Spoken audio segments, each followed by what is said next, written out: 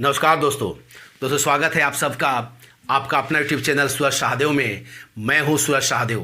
दोस्तों आज इस वीडियो के माध्यम से हम चर्चा करने वाले हैं झारखंड सरकार की कैबिनेट की बैठक में नई औद्योगिक नीति को मंजूर दिया जाना और हेमंत सोरेन जी जो यहाँ के मुख्यमंत्री है उनके द्वारा 5 लाख लोगों को रोज़गार देने का जो लक्ष्य है उसको लेकर के आगे बढ़ना। हम बात करेंगे दोस्तों कि झारखंड जिसमें बहुत ज़्यादा आपके खनिज पदार्थ भरे हुए हैं, इसके संसाधन बहुत ज़्यादा हैं, फिर भी झारखंड में निवेश नहीं के बराबर क्यों होता है? क्यों हर जो भी सरकार यहाँ आई है, चाहे वो बाबूलाल मरांडी जी की हो, चाहे अर्जुन मुंडा जी की हो, मधु कोड़ा जी की हो, शिबू सोरेन जी की हो, हेमंत सोरेन जी की हो, फिर रघुवर दास जी की हो, फिर से हेमंत सोरेन जी की सरकार हो, जो कोई भी यहाँ सरकार बनाते हैं वे लोग झारखंड की जनता को सब्ज बाग का सपना दिखाते हैं, लेकिन सपना कभी हकीकत में परिवर्तन नहीं होता है। दोस्तों आज हम इन्हीं चीज़ों के बारे में बात करेंगे कि आज 21 साल हो गया है और इन 21 सालों में निवेश के क्षेत्र में झारखंड में क्या क्या हुआ है। दोस्तों चर्चा शुरू करने से पहले छोटी सी रिक्वेस्ट होगी कि वीडियो में आप अंत तक बने रहें। अंत तक आपको मज़ा आने वाला है दोस्तों, सीखने को मिलेगा दोस्तों इस पर। और अगर अंत में दोस्तों ये वीडियो आपको पसंद आए तो उस वीडियो को ज़रूर लाइक कर दीजिएगा, दोस्तों के साथ शेयर कर दीजिएगा। और अगर ये चैनल में आप लगातार बने हैं दोस्तों तो इस चैनल को ज़रूर सब्सक्राइब कर दीजिएगा। दोस्तों कल यानी कि 6 जुलाई को झारखंड के मुख्यमंत्री हेमंत सोरेन जी की अध्यक्षता में उनकी मंत्रिमंडल की कैबिनेट की एक बैठक हुई जिसमें कई प्रस्ताव पारित किए गए, जिसमें एक औद्योगिक नीति का भी प्रस्ताव पारित किया गया। और इस औद्योगिक नीति के प्रस्ताव पारित करने के बाद हेमंत सोरेन सरकार को यह उम्मीद है कि झारखंड में निवेश भारी पैमाने पर होगा और झारखंड की जनता को, झारखंड के युवाओं को नौकरी मिलेगी। उन्होंने उम्मीद की है कि लगभग 5 लाख लोगों को यहाँ पर नौकरी मिलेगी। दोस्तों आज 21 साल हो गया है झारखंड को अस्तित्व में आए हुए, और इन 21 सालों में झारखंड ने कई मुख्यमंत्री देखा है।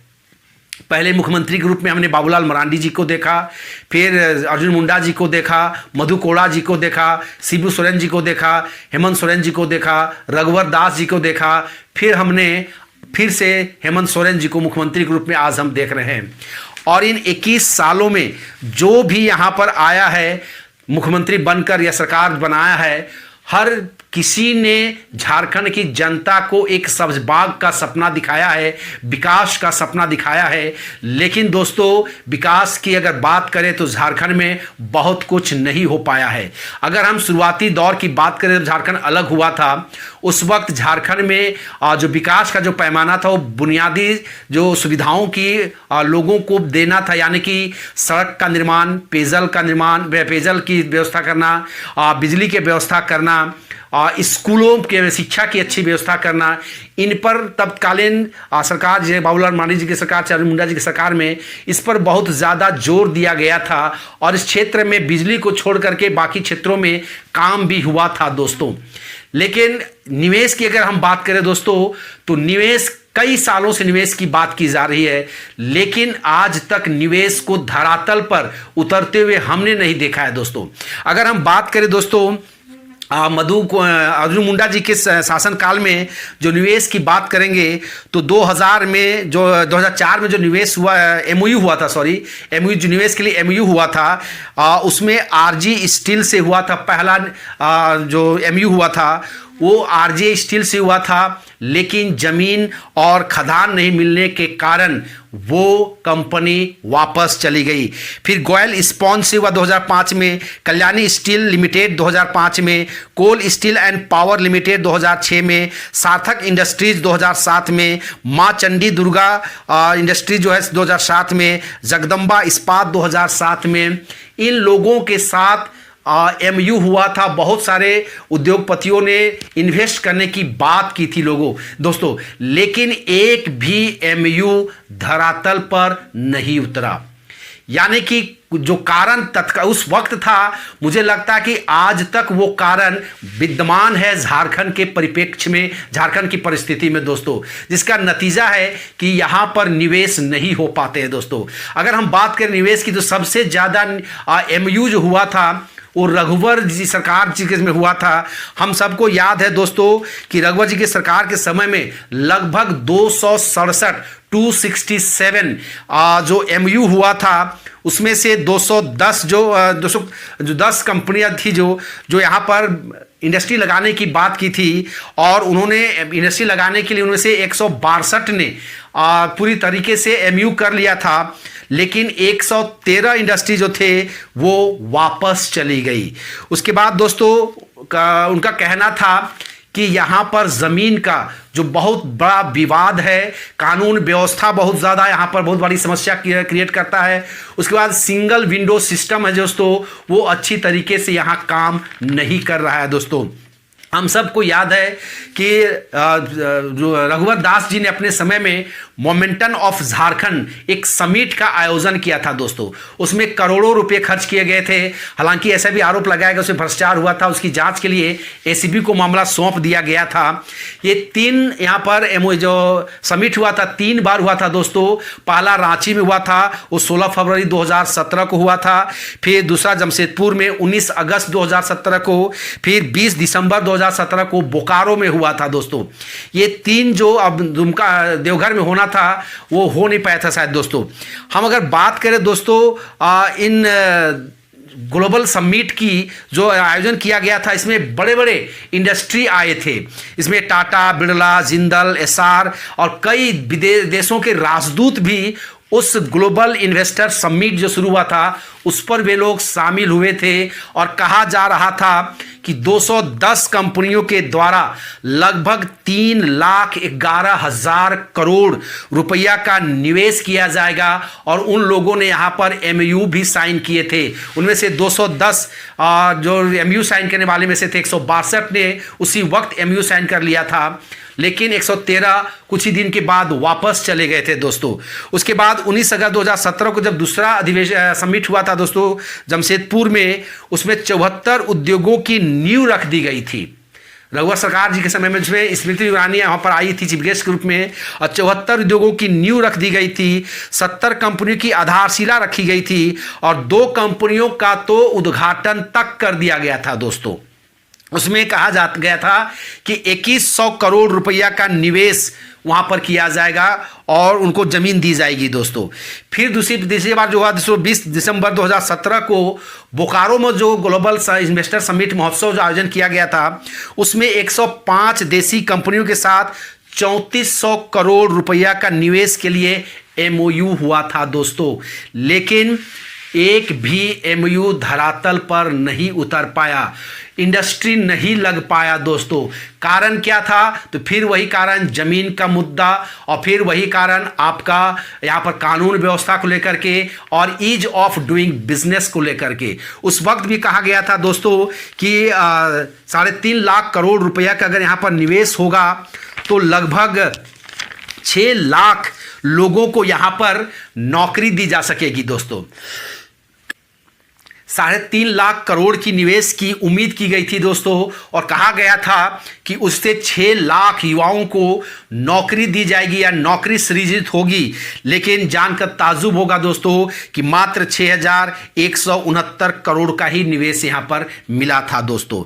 267 एमओयू हुए थे रघुवर जी के सरकार में, लेकिन कोई भी यहां पर सफल नहीं हो पाया दोस्तों। ऐसा कहा गया था दोस्तों कि अगर यहाँ इंडस्ट्री लग जाएंगे तो रांची में लगभग 21,184 लोगों को नौकरी दी जाती, जमशेदपुर में 10,335 और बोकारो में 17,700 लोगों को तत्कालीन नौकरी दी जाती दोस्तों। लेकिन आज फिर से हेमंत सोरेन सरकार जिस प्रकार से उद्योग की नीति में फेरबदल करके जो उम्मीद लेके चल रहे हैं यहाँ के निवेश होगा और यहाँ के 5 लाख लोगों को रोजगार मिलेगा, मुझे लगता है दोस्तों ये दिवा स्वप्न है और से बहुत ज़्यादा कुछ नहीं है। It is nothing but I was for the people, क्योंकि लोग आज यहाँ नौकरी दो हेमंत सरकार नौकरी दो करके यहाँ पर आंदोलनरत हैं। कहीं ना कहीं उनको शांत करने का मुझे लगता है एक प्रकार का ये झारखंड सरकार के द्वारा चाल चला जा रहा है और वे लोगों में आस जगा रही है कि यहाँ पर अब निवेश होगा और लोगों को नौकरियां मिलेगी दोस्तों। लेकिन दोस्तों हम सब जानते हैं कि झारखंड में पांचवी अनुसूची के अंतर्गत आने के कारण यहाँ पर पेशा कानून है, तो यहाँ पर आपके एसपीटी कानून है, तो सीएनटी एक्ट लागू है। यानी कि यहाँ पर ज़मीन हासिल करने में बहुत सारी समस्याओं का सामना करना पड़ता है दोस्तों। यानी कि यहाँ पर इंडस्ट्री इसलिए नहीं आ पाती है। जब रघुवर सरकार ने जब इतने 267 एमओयू किया था और इंडस्ट्री लगाने की, झारखंड को औद्योगिक हब बनाने की जब उन्होंने बात की थी, तब उस वक्त हेमंत सोरेन जी ने कहा था, ये हेमंत सोरेन जी की पार्टी जेएमएम ने कहा था कि यह शिविर जमीन लुटेरों का शिविर है। यानी कि जो ग्लोबल समिट का जो आयोजन किया गया था, उसकी हेमंत सोरेन जी की पार्टी झारखंड मुक्ति मोर्चा ने हंसी का पात्र बनाया था। उन्होंने कहा था जमीन लूटने के लिए ये लोग झारखंड में निवेश करने आ रहे हैं। तो आज फिर से जब हेमंत सोरेन जी मुख्यमंत्री हैं, आज किस आधार पर वो निवेशकों को अपने राज्य में आमंत्रित कर रहे हैं? क्या फिर से वो जमीन लूटने के लिए नहीं आ रहे हेमंत सोरेन जी? ये झारखंड के लिए एक विडंबना है दोस्तों कि जब कोई भी दल विपक्ष में होता है तो वो सरकारी पक्ष की बातों का विरोध करता है। जब वही विपक्ष सत्ता पक्ष में आ जाता है तो फिर लगता है कि नहीं वही अच्छा काम था, उसी को हमें धरातल पर उतारना चाहिए। तो फिर जब विपक्ष में रहते, जब हेमंत सोरेन सरकार ने, हेमंत जी ने उसका विरोध किया था, और आज जब हेमंत सोरेन जी सरकार में है तो मुझे नहीं लगता है कि भाजपा वाले इसे एक्सेप्ट करने जाएंगे दोस्तों। अतः दोस्तों यहाँ पर जो सबसे बड़ी बात है, झारखंड में उद्योग अगर लगे तो यहाँ पर जो जमीन की समस्या है या यहाँ पर जो कानून व्यवस्था है, या कानून व्यवस्था लोग इतना ज़्यादा है, धरने पर बैठ जाते हैं, हड़ताल करवा देते हैं, बंदी करवा देते हैं, तो कहीं पर एमसीसी आ जाते हैं, वो अपना जो कमीशन जो होता है उनका लेवी की मांग करते हैं वे, तो गुंडा राज यहाँ पर चलता है, जिसके कारण कंपनियां इन समस्याओं से अजीज आ करके और जानते हैं कि यहाँ पर इन समस्याओं का सामना हमें करना पड़ेगा, जिसके कारण यहाँ पर इंडस्ट्री नहीं लग पाती है दोस्तों। दूसरी बात दोस्तों, आज अगर हम बात करें सड़क के निर्माण में, तो झारखंड में नो डाउट सड़क का निर्माण हुआ है। झारखंड के कई शहर आपस में बड़े बड़े लंबे चौड़ी चौड़ी सड़कों से जुड़ चुकी है। यानी कि आवागमन के बात से अगर हम बात करें तो यहाँ पर उतनी ज़्यादा समस्या नहीं होगी दोस्तों।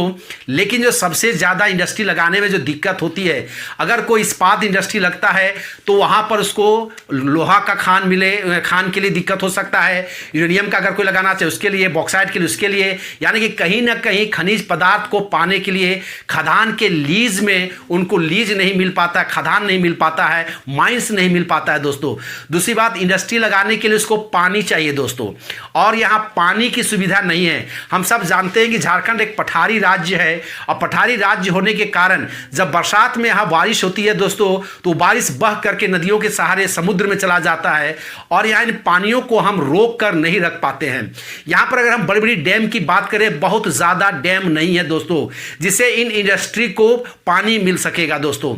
अगर हम बात करें तो उस इंडस्ट्री को चलाने के लिए सबसे बड़ी जो ज़रूरत पड़ता है वो है दोस्तों आपका बिजली का। और हम सब जानते हैं कि झारखंड में वर्तमान समय में बिजली का जो उत्पादन किया जा रहा है वो नगण्य है। जितना बिजली उत्पादन किया जा रहा है उसे आम उपभोक्ताओं को घरेलू इस्तेमाल के लिए ही हम उनको बिजली नहीं दे पा रहे हैं। तो जब इंडस्ट्री यहाँ पर लगेगी दोस्तों, तो इंडस्ट्री को हम कैसे बिजली दे पाएंगे और कहाँ से दे पाएंगे? सबसे पहले इन मूलभूत जो सुविधा है, हेमंत सोरेन सरकार को इस पर विचार करना चाहिए, इस पर कोई नियम बनाना चाहिए या कोई कदम उठाना चाहिए, ताकि झारखंड में हम बिजली के मामले में आत्मनिर्भर बन सके।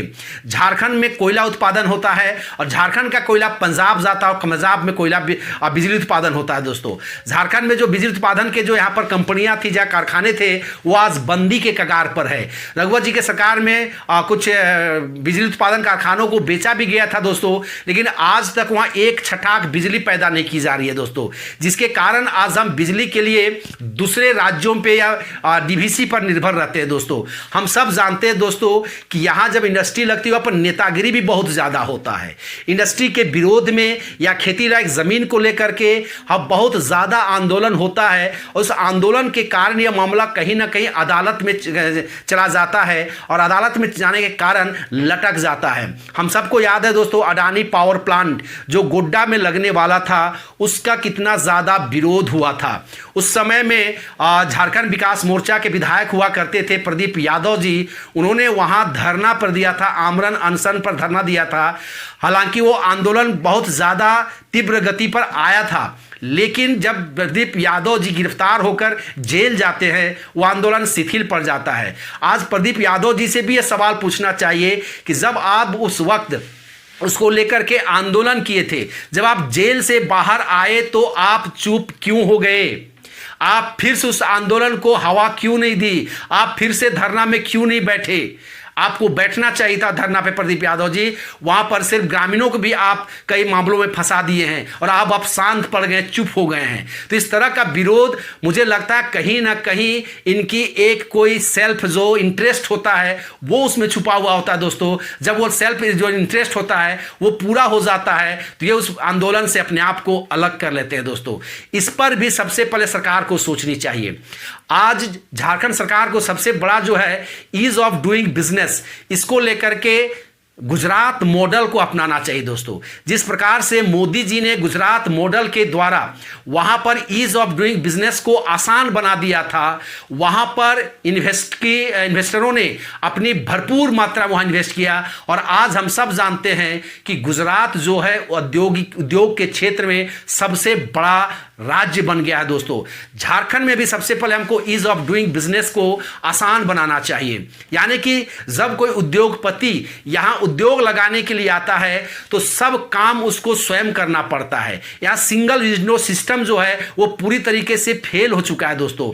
एक उद्योगपति पैसा लगाता है, उसको इंडस्ट्री खोलने के लिए कभी भू अर्जन ऑफिस में दौड़ लगाना पड़ता है, तो कभी उसको पेयजल विभाग में दौड़ लगाना पड़ता है, तो कभी उसको बिजली विभाग में दौड़ लगाना पड़ता है, तो कभी उसको लेबर विभाग में उसको दौड़ लगाना पड़ता है। यानी कि कई प्रकार की उसको जो समस्याएं आती है उन समस्याओं को जब उनको झेलना पड़ता है तो उसको झेलने के लिए तैयार नहीं होते हैं। और वो सिंपल जब पैसा लगाने आ रहे हैं तो उनको चाहिए कि हम आराम से इंडस्ट्री लगा सके, सारा काम जो है सरकार मुझे करा कर दे। यानी कि ईज ऑफ डूइंग बिजनेस को सरकार को चाहिए कि जब कोई इंडस्ट्री वाले यहां पर अप्लाई करे तो झारखंड सरकार, हेमंत सोरेन सरकार उसके सारा काम को कराकर उसको कागज सौंप दे। चाहे वो जमीन की समस्या हो, चाहे पेयजल के पानी की समस्या हो, चाहे उसको लेबर की समस्या हो, चाहे बिजली विभाग की समस्या हो, चाहे सड़क की समस्या हो, चाहे भूमि की समस्या हो, चाहे उसको लाइसेंस की जरूरत हो, हर प्रकार की जो समस्या का सामना उन लोगों को करना पड़ता है। हेमंत सोरेन सरकार को चाहिए कि सरकार अपने स्तर पर उसको कराकर उनको दे, तभी जाकर कि यहां पर आपका इंडस्ट्री लग सकता है दोस्तों। दूसरी बात दोस्तों, यहां पर कहीं ना कहीं सीएनटी और एसपीटी एक्ट भी बहुत ज्यादा मायने रखता है। कहीं ना कहीं कृषि जो अब भूमि है उस भूमि पर भी हमें कुछ सुधार करने की जरूरत है। सीएनटी और एसपीटी एक्ट में भी कुछ सुधार की जरूरत है दोस्तों, क्योंकि जब तक आप यहां इंडस्ट्री नहीं लगाएंगे तब तक आप लोगों को नौकरी नहीं दे पाएंगे, क्योंकि सरकारी नौकरी होता है बहुत कम ऑफिस में काम करने वाले लोगों को। तो अतः वैसे जगह पर काम देने के लिए आपको यहाँ इंडस्ट्री लगाना ही पड़ेगा। दूसरी बात दोस्तों, जो इंडस्ट्री झारखंड में अभी वर्तमान है वो भी आज बंदी के कगार पर है। आज अगर हम बात करें एचईसी की तो एशिया का सबसे बड़ा इंडस्ट्री हुआ करती थी एचईसी, आज बंदी के कगार पर है। आज एचईसी के जमीन को सरकार स्वयं बेच रही है और कहीं स्मार्ट सिटी के नाम पर तो कोई और के नाम पर दे रही है दोस्तों। ये सब पर भी प्रतिबंध लगना चाहिए, रोक लगना चाहिए। जो जमीन इंडस्ट्री के लिए दिया गया है उसमें सिर्फ और सिर्फ इंडस्ट्री लगे, और अगर इंडस्ट्री नहीं लग रहा है उस जमीन को रैयत को वापस कर देना चाहिए। यानी कि अगर हम बात करें दोस्तों कि रैयत जो अपना भूमि नहीं देना चाहते हैं तो कहीं ना कहीं नियम में कुछ पारदर्शिता लानी चाहिए कि अगर रैयतों से जमीन ली जाती है, अगर जमीन ली जा रही है जिस काम के लिए, वो काम अगर 5 से 10 साल के अंदर में नहीं होता है तो रैयतों को जमीन वापस कर दिया जाना चाहिए। दूसरी बात, अगर हम रैयतों से जमीन ले रहे हैं तो उतनी ही जमीन हम रैयत को कहीं अन्य जगह पर उपलब्ध करा दे ताकि वो लैंडलेस ना हो, वो भूमिहीन ना हो जाए। अतः सरकार को उस पर भी थोड़ी सी काम करना चाहिए दोस्तों, और भूमि सुधार कानून जो है उस पर भी कुछ सुधार करना चाहिए दोस्तों। दूसरी बात दोस्तों, अभी हेमंत सोरेन जी ने जो निर्णय लिया है वो निर्णय लिया है कि प्राइवेट अस्पताल हो, प्राइवेट यूनिवर्सिटी हो, प्राइवेट नर्सिंग कॉलेज हो, टेक्निकल कॉलेज स्कूल हो, इसको खोलने के लिए भी राज्य सरकार 25 करोड़ तक की अनुदान दे सकती है। अगर हम स्कूल की बात करें दोस्तों, टेक्निकल स्कूल की, तो वहाँ पर 20 करोड़ तक की अनुदान देने की बात है।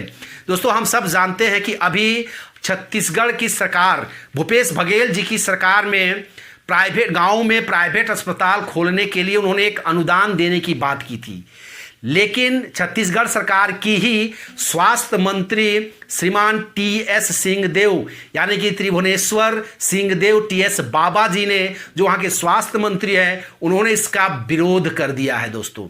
उन्होंने साफ साफ कहा है कि राज्य की जनता को शिक्षा, स्वास्थ्य और पेयजल देने की जिम्मेदारी राज्य सरकार की बनती है।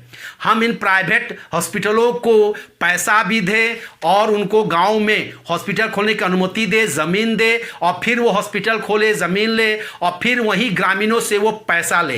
यानी कि मेरे पैसा से वो वहाँ पर हॉस्पिटल खोलेंगे और ग्रामीणों से फिर पैसा लेंगे। ये कौन सा नियम है? उन्होंने इसी नियम का विरोध किया है और उन्हें आह्वान किया कि हम आपको अनुदान दे रहे हैं, लेकिन आप एक घोषणा कीजिए कि आप वहाँ पर ग्रामीणों को मुफ्त में इलाज करेंगे। आज यह सवाल हेमंत सोरेन जी से भी पूछा जाना चाहिए कि जब आप प्राइवेट हॉस्पिटल में अनुदान देने जा रहे हैं 25 करोड़ रुपया तक की, तो आपको भी एक साइन उन लोगों से करा लेना चाहिए कि जब आप वहां पर अस्पताल खोल देंगे, जब आप वहां पर यूनिवर्सिटी खोलेंगे, जब वहां पर टेक्निकल कॉलेज खोलेंगे, स्कूल खोलेंगे, तो उन स्कूलों में गांव की जनता को वहां पर आपको मुफ्त में दाखिला देना पड़ेगा। अगर हॉस्पिटल है तो मुफ्त में इलाज करना पड़ेगा, तभी जा करके दोस्तों आपका अनुदान काम करेगा दोस्तों। वरना हेमंत सोरेन जी, आप उनको अनुदान दिए, वे वहां पर जा करके अस्पताल खोलेंगे, गरीबों से पैसा भी लेंगे, उसके बाद अगर मान लीजिए उनका अस्पताल नहीं चला, मन नहीं लगा, तो छोड़कर भाग जाएंगे। यानी कि कहीं ना कहीं नुकसान राज्य सरकार को ही होने वाला है। सरकार को ऐसी नीति बनाने से पहले 1000 बार सोचना चाहिए। जहां तक बात है दोस्तों कि सिंहदेव जी ने जो कहा है कि सरकार की जिम्मेदारी होती है, राज्य सरकार ये सुनिश्चित करे कि हम अपने राज्य की जनता को मुफ्त में शिक्षा कैसे दे, हम अपने राज्य की जनता को मुफ्त में स्वास्थ्य सेवा कैसे उपलब्ध कराएं, हम अपने राज्य की जनता को मुफ्त में पेयजल कैसे दे पाएं। जब तक सरकार इन मूलभूत सुविधाओं को मुफ्त में सरकार ग्रामीणों को या राज्य की जनता को नहीं देगी, हालांकि ये सरकार की जिम्मेदारी बनती है दोस्तों। एक जन कल्याणकारी जो सरकार होती है, उनका ये मूलभूत कर्तव्य बनता है दोस्तों कि इन मूलभूत सुविधाओं का ग्रामीणों को उपलब्ध कराए। तभी जाकर हम कह सकते हैं कि जो सरकार बनी है वो एक कल्याणकारी सरकार है, जनहित में बनी है दोस्तों। अदरवाइज कहीं ना कहीं मुझे लगता है फिर से लूटपाट करने की एक प्रकार की साजिश रची जा रही है। और जहां तक निवेश की बात है दोस्तों, एक दिवा स्वप्न है। आज 21 साल हो गए हैं, आज तक झारखंड में एक भी निवेश नहीं हो पाया है।